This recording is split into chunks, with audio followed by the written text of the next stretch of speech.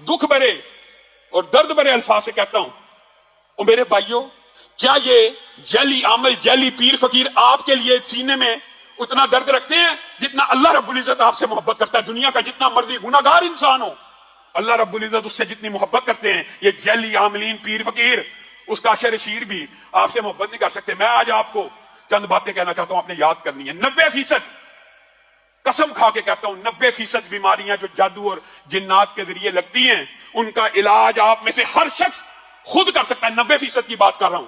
मुझे तो कई मरतबा दुख होता है, लोग बेऔलादी की वजह से कभी शैतान ठोकर लगा देता है, अठरा की बीमारी हो जाती है, इस परेशानियों की वजह से जाके अपने मालो दौलत का भी जनाजा निकलवाते हैं जैली आमलीन के पास, और अपनी बेटियों बहुओं की इज्जतों का भी जनाजा निकलवा देते हैं।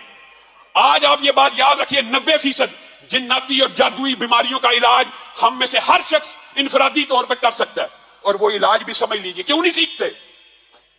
दज्जाल एक बहुत बड़ा फितना है, उससे बचने के लिए कौन सी 10 आयत है जो याद कर ली जाए तो उस फितने से महफूज हो जाएंगे? सबको पता है, देखिए पता सबको है। कितने बंदों को याद है?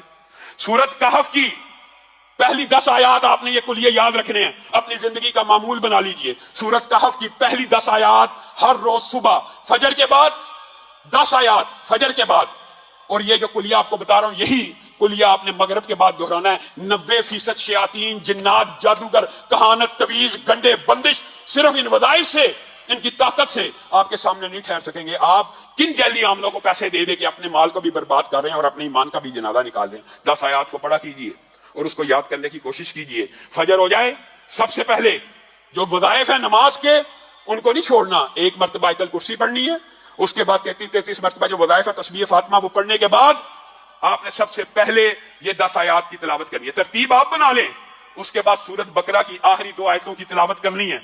उसके बाद अऊज़ु बिकलिमातिल्लाहि ताम्माति मिन शर्रि मा खलक 3 मरतबा पढ़ना है। 7 मरतबा पढ़ लें, 3 मरतबा पढ़ लें, ये आपके ऊपर है, लेकिन कम से कम 3 मरतबा पढ़ना है। फिर बिस्मिल्लाहिल्लज़ी ला यदुर्रु मा अस्मिही शैउन फिल अर्ज़ि वला फिस समाई व हुवस समीउल अलीम 3 मरतबा पढ़ें। 3 मरतबा पढ़ी। ये दुआएं याद करना मुश्किल है।